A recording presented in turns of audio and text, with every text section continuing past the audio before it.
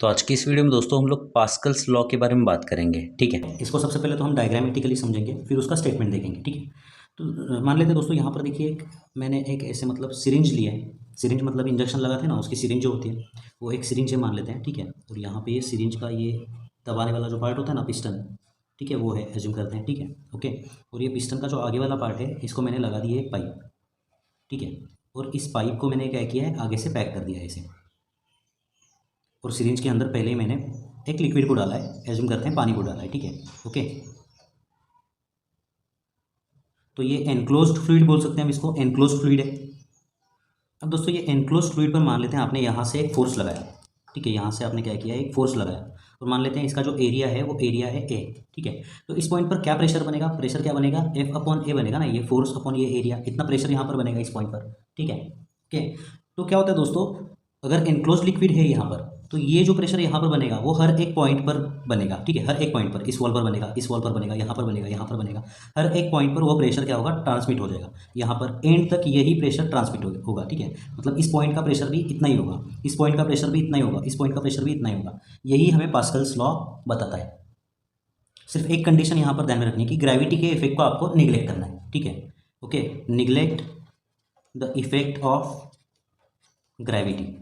ठीक है, तो फिर से एक बार पास्कल लॉ को समझते हैं। अगर आपके पास दोस्तों देखिए एनक्लोज्ड ऐसा फ्लूइड है, एनक्लोज्ड फ्लूइड है।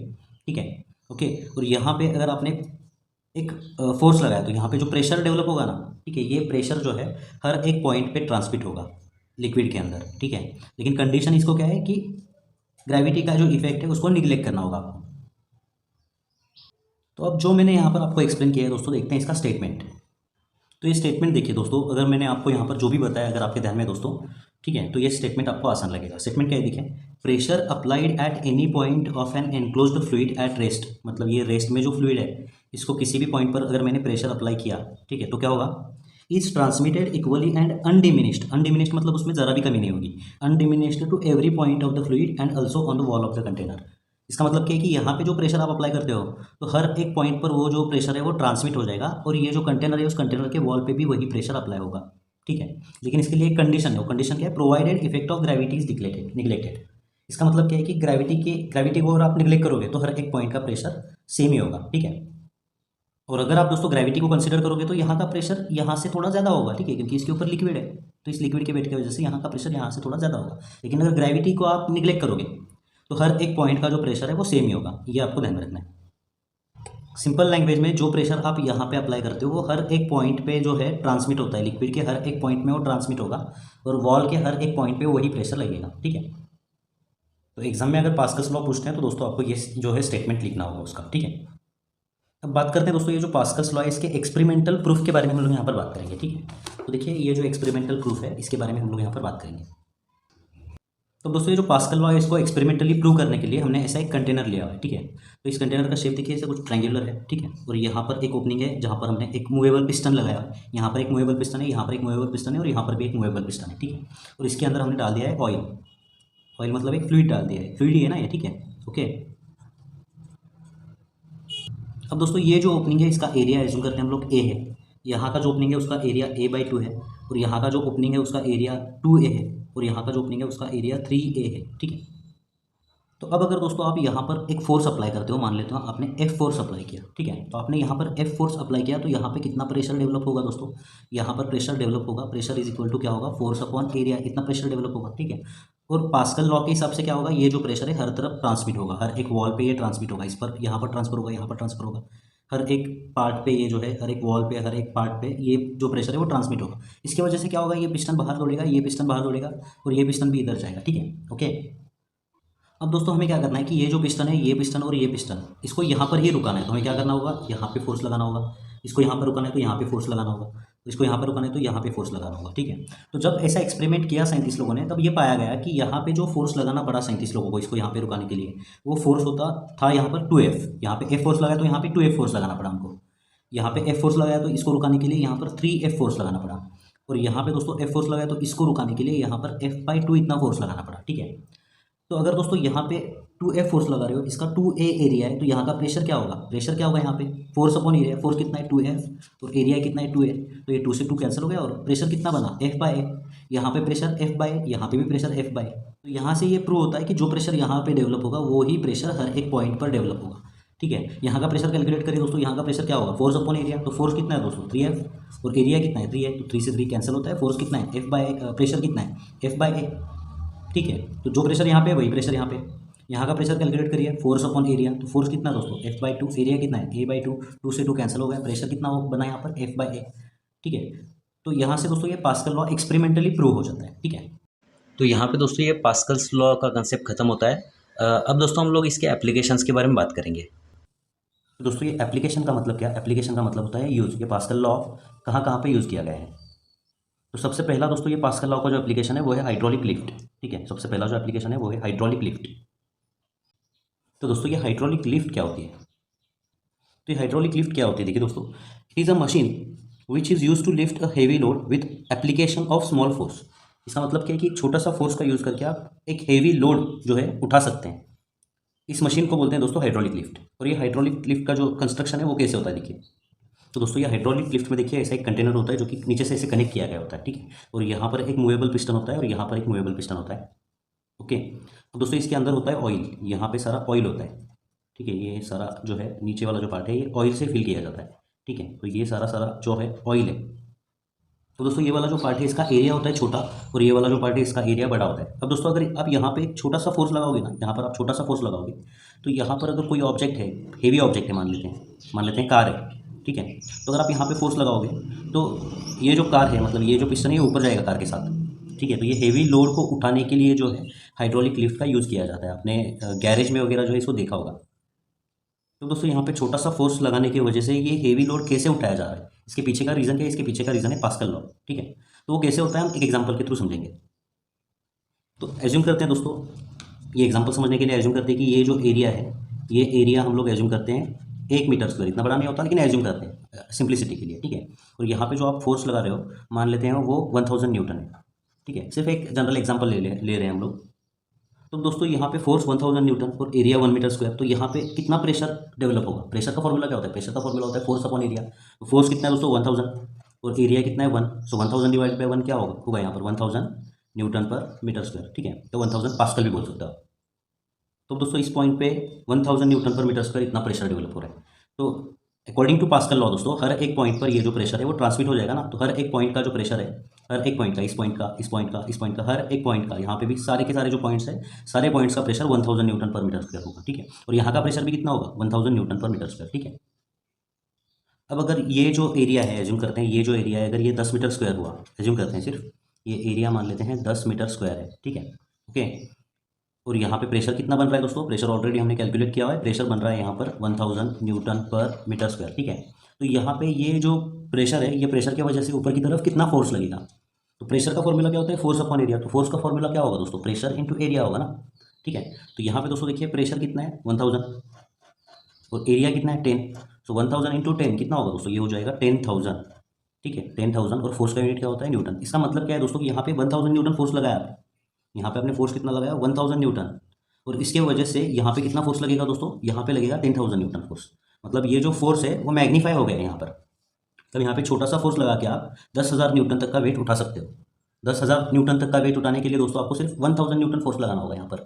ठीक है, तो दोस्तों यही है हाइड्रोलिक लिफ्ट जो कि गैरेज में वगैरह यूज़ किया जाता है इसको हेवी लोड उठाने के लिए। तो अगर एग्जाम में ये हाइड्रोलिक लिफ्ट पूछते हैं तो आपको देखिए ये डेफिनेशन लिखनी है और ये आपके टेक्स्ट बुक में जनरल तरीके से इसको जो है एक्सप्लेन किया गया है, आप इसको वैल्यूज़ लेकर भी एक्सप्लेन कर सकते हो। तो दोस्तों इसी हाइड्रोलिक लिफ्ट के कंसेप्ट के ऊपर एक्सरसाइज के अंदर एक एग्जांपल है, उसको हम यहाँ पर सॉल्व करते हैं। पेज नंबर 55 के ऊपर एग्जांपल नंबर 11। सबसे पहले दोस्तों रीड करिए एग्जांपल क्या देखिए, in a hydraulic lift the input piston had surface area 30 centimetre square. तो यहाँ पे आपके आसानी के लिए डायग्राम निकालता हूँ मैं। तो यहाँ पे दोस्तों देखिए ये जो इनपुट पिस्टन, ये इनपुट पिस्टन बोलते हैं, इसको आउटपुट पिस्टन बोलते हैं। ठीक है, तो ये इनपुट पिस्टन का एरिया जो है उसको हम A1 बोलेंगे। तो यहाँ पे A1 प्रोवाइड किया गया है दोस्तों, A1 कितना है 30 सेंटीमीटर स्क्वायर। तो ये सेंटीमीटर स्क्वायर में दिया, इसको मीटर स्क्वायर में कन्वर्ट करना होगा। तो सेंटीमीटर स्क्वायर का मीटर स्क्वायर में कैसे कन्वर्ट होता है दोस्तों, सबसे पहले तो सेंटीमीटर का मीटर में कन्वर्ट कैसे होता है, सेंटीमीटर का मीटर में कन्वर्ट करने के लिए आप 10⁻² से मल्टीप्लाई करते हो, और यहाँ पे अगर सेंटीमीटर स्क्वायर का मीटर स्क्वायर में कन्वर्ट करना है तो इसका भी स्क्वायर हो जाएगा। तो 10⁻² का स्क्वायर मतलब क्या करना है आपको, इसको 10⁻4 से मल्टीप्लाई करना होगा, ठीक है। तो यहाँ पर दोस्तों 30 × 10⁻4 मीटर स्क्वायर हो जाएगा। इसका एरिया आपको यहाँ पर मिल चुका है, ठीक है।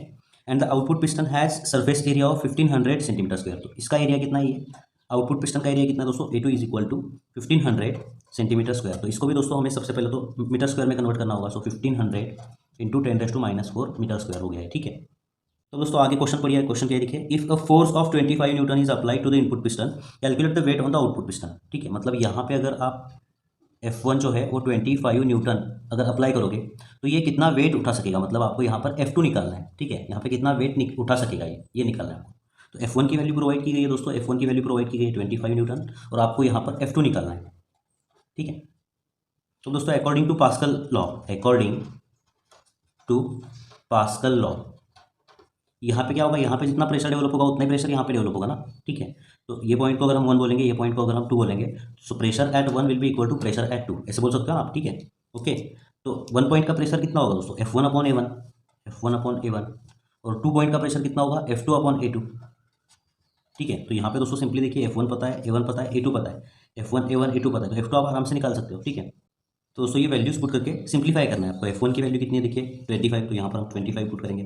A1 की value 30 × 10⁻4, 30 × 10⁻4 is equal to F2 है F2 कितना है, F2 निकालना है हमें, और A2 कितना है 1500 × 10⁻4, 1500 × 10⁻4, 10⁻4 से 10⁻4 कैंसिल हो गया, ठीक है। ये 1500 को अगर हम उधर भेजेंगे तो F2 की वैल्यू क्या है देखिए, so F2 will be equal to 1500 को हम इधर भेजेंगे, ठीक है दोस्तों। तो 25 × 1500 डिवाइड बाई 30 हो जाएगा, एक जीरो से एक जीरो कैंसिल हो जाएगा, 3 5 = 15, और यहाँ पे एक जीरो आ जाएगा। 50 × 25 कितना हो, ये हो गया 1250, मतलब दोस्तों यहाँ पर देखिए ये जो फोर्स आ रहा है यहाँ का वो 1250 न्यूटन, ठीक है। मतलब 25 न्यूटन का फोर्स लगा के आप 1250, ठीक है, इतने न्यूटन का वेट उठा सकते हो यहाँ पर।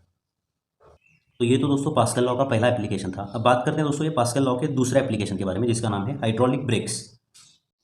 तो दोस्तों हम यहाँ पर बात करते हैं पास्कल्स लॉ के नेक्स्ट एप्लीकेशन के बारे में, जिसका नाम है हाइड्रोलिक ब्रेकिंग सिस्टम, ठीक है। तो ये ब्रेकिंग सिस्टम क्या होती है, ब्रेक क्या करते हैं दोस्तों, ब्रेक जो है व्हीकल या कोई भी अगर ऑब्जेक्ट मूव कर रहा है, ठीक है, उसको रुकाने का काम करता है ब्रेक, ठीक है। तो ये हाइड्रोलिक ब्रेकिंग सिस्टम मतलब हाइड्रोलिक मतलब ऑयल के ऊपर काम करने वाला, ठीक है, ऑयल के ऊपर काम करने वाला ब्रेकिंग सिस्टम, वो कैसे वर्क करता है हम यहाँ पर देखेंगे। लेकिन उससे पहले दोस्तों सिंपल ब्रेक सिस्टम जो बाइसिकल में लगी हुई होती है आपके, वो कैसे काम करता है देखिए। तो ये बाइसिकल का मान लेते हैं दोस्तों टायर है या व्हील है, ठीक है, ओके।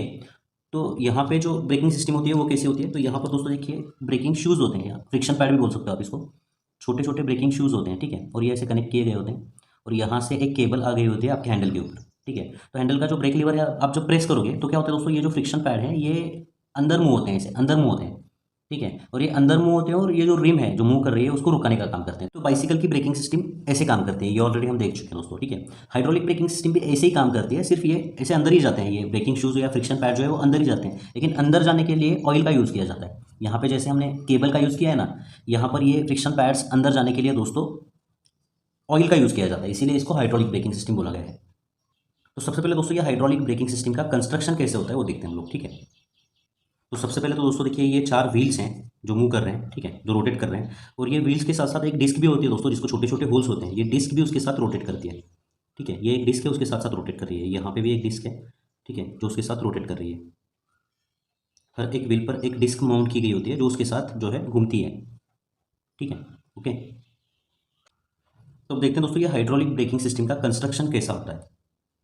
तो सबसे पहले तो दोस्तों देखिए ये हाइड्रोलिक ब्रेकिंग सिस्टम कुछ इस तरीके की होती है। सबसे पहले मैं व्हील दिखाता हूँ ताकि आपको समझ में आए, ठीक है। तो ये व्हील्स होते हैं, ये 4 व्हील्स हैं एज्यूम करते हैं हम लोग, ठीक है। ये पहला व्हील है यहाँ पर, ये दूसरा व्हील है,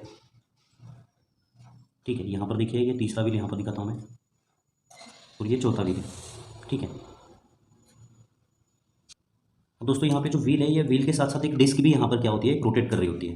देखिए ये व्हील को एक डिस्क कनेक्ट की गई होती है ऐसे, ठीक है, जिसको होल्स होते हैं छोटे छोटे, आपने देखा भी होगा, ठीक है। 2 व्हीलर में दिखता है, ये 4 व्हीलर में नहीं दिखता है, ठीक है। तो यहाँ पे दोस्तों जो है एक डिस्क होती है, ये डिस्क भी रोटेट करती है इस व्हील के साथ साथ, ठीक है, ओके। तो ये टायर या व्हील रोटेट कर रहे हैं, इसके साथ साथ ये डिस्क भी रोटेट कर रहे हैं। तो दोस्तों यहाँ पे एक सिलेंडर होता है जिसको कि मास्टर सिलेंडर बोलते हैं। इसको क्या बोलते हैं हम लोग? मास्टर सिलेंडर, ठीक है। और यहाँ पर एक पिस्टन होता है और ये पिस्टन को हमने कनेक्ट किया होता है हमारा जो ब्रेक लीवर है, ब्रेक लीवर जिस पर पैर रख के हम लोग ब्रेक अप्लाई करते हैं, ठीक है, इसके साथ हमने इसको कनेक्ट किया होता है, ठीक है। तो ये होता है मास्टर सिलेंडर। और यहाँ पे दोस्तों जो 4 सिलेंडर होते हैं इनको स्लेव सिलेंडर बोला जाता है, ठीक है। और ये स्लेव सिलेंडर के अंदर भी दोस्तों पिस्टन होते हैं, ये भी मूवेबल पिस्टन होते हैं, ऐसे मूव कर सकते हैं इधर, ठीक है। ये भी ऐसे यहाँ पर देखिए 4 पिस्टन होते हैं, ओके। और ये जो अंदर के जो सिलेंडर के अंदर और ये जो ट्यूब्स हैं इसके अंदर ऑयल डाला जाता है, ठीक है। तो ऑयल ब्लू कलर से दिखाता हूँ मैं दोस्तों, ये होता है ऑयल, ठीक है, ये ऑयल होता है। अब इसका वर्किंग कैसे होता है? जैसे आप यहाँ पर पैर रखते हो दोस्तों, ये सिलेंडर, ये जो पिस्टन है ये पिस्टन अंदर मूव करेगा, और जैसे ये पिस्टन अंदर मूव करेगा यहाँ का प्रेशर बढ़ेगा। और अकॉर्डिंग टू पास्कल लॉ दोस्तों, हर एक पॉइंट का प्रेशर बढ़ेगा, यहाँ का प्रेशर बढ़ेगा, यहाँ का भी बढ़ेगा, हर एक पॉइंट का प्रेशर बढ़ेगा, क्योंकि ये एनक्लोज्ड फ्लूइड है, ठीक है। तो क्योंकि दोस्तों यहाँ का प्रेशर बढ़ेगा तो ये जो पिस्टन है ये बाहर की तरफ मूव होगा, ठीक है। और ये पिस्टन के आगे लगे हुए होते हैं फ्रिक्शन पैड्स, ठीक है, ये फ्रिक्शन पैड्स होते हैं, ब्रेकिंग शूज़ भी बोल सकते हो, यहाँ पे फ्रिक्शन पैड्स होते हैं, ब्रेकिंग शूज़ बोल सकते हो आप, ठीक है। तो ये जो फ्रिक्शन पैड्स हैं दोस्तों, ये फ्रिक्शन पैड्स जा करके आगे क्या करेंगे? ये डिस्क को रुकाने का काम करेंगे। ऐसे काम करते हैं ये हाइड्रोलिक ब्रेकिंग सिस्टम, ठीक है। तो दोस्तों देखिए, ये जो मास्टर सिलेंडर है इसका एरिया होता है छोटा, ठीक है, इसको एज्यूम करते हैं हम A1। और यहाँ पे जो स्लेव सिलेंडर है इसका एरिया जो है वो बड़ा होता है, क्योंकि एडवांटेज लेना है ना हमें, यहाँ पे छोटा सा फोर्स अप्लाई करके यहाँ पे बड़ा फोर्स डेवलप करना है, तो इसके लिए ये छोटा एरिया है, ये बड़ा एरिया होता है, ठीक है। अब दोस्तों देखिए, हमने पैर से इस ब्रेक लीवर को प्रेस किया, तो यहाँ पे एज्यूम करते हैं कि F1 फोर्स जनरेट होगा, ठीक है। तो F1 फोर्स यहाँ पे जनरेट हुआ, एरिया कितना है A1, तो इस पॉइंट का प्रेशर कितना होगा? इस पॉइंट का जो प्रेशर है वो प्रेशर होगा F1/A1, ठीक है। तो यही प्रेशर हर पॉइंट पे होगा, अकॉर्डिंग टू पास्कल लॉ हर एक पॉइंट पर वही प्रेशर होगा, तो इस पॉइंट पर प्रेशर वही होगा F1/A1, ठीक है, ओके। लेकिन यहाँ का एरिया A2 है, तो यहाँ का फोर्स आप कैलकुलेट कर सकते हो ना दोस्तों। तो यहाँ का फोर्स जो है वो F2 एज्यूम करते हैं और इसी को ब्रेकिंग फोर्स बोलते हैं, ठीक है, ओके। तो F2 कैलकुलेट करने के लिए आप क्या कर सकते हो दोस्तों? देखिए, आप फॉर्मूला यूज़ कर सकते हो ना, ये जो प्रेशर है यहाँ का प्रेशर सेम ही रहेगा, तो यहाँ का प्रेशर कैसे निकालोगे? F2/A2। और ये प्रेशर और ये प्रेशर सेम है, तो इनको हम इक्वेट कर सकते हैं। So you will get what? F1/A1 is equal to F2/A2, ठीक है। तो यहाँ से दोस्तों F2 निकल सकता है, A2 को उधर भेजना होगा। सो F2 के लिए क्या इक्वेशन मिलेगा? F2 is equal to F1/A2 divided by A1, ठीक है। तो यहाँ से दोस्तों ये ब्रेकिंग फोर्स का फॉर्मूला मिल चुका है आपको, ठीक है।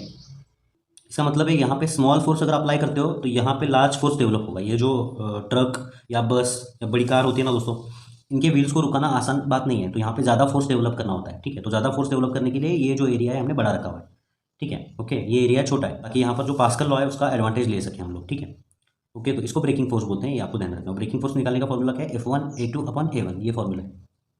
तो यहाँ पे दोस्तों ये एप्लीकेशन ऑफ पास्कल्स लॉ वाला पार्ट खत्म होता है। नेक्स्ट वीडियो में दोस्तों हम लोग मेजरमेंट ऑफ प्रेशर के बारे में बात करेंगे। ये प्रेशर मेजर कैसे करते हैं, लेंथ हम लोग कैसे मेजर करते हैं दोस्तों? लेंथ हम लोग मेजर करते हैं स्केल का यूज़ करके, टेप का यूज़ करके, ठीक है, ओके। टाइम हम लोग क्लॉक का यूज़ करके मेजर करते हैं दोस्तों।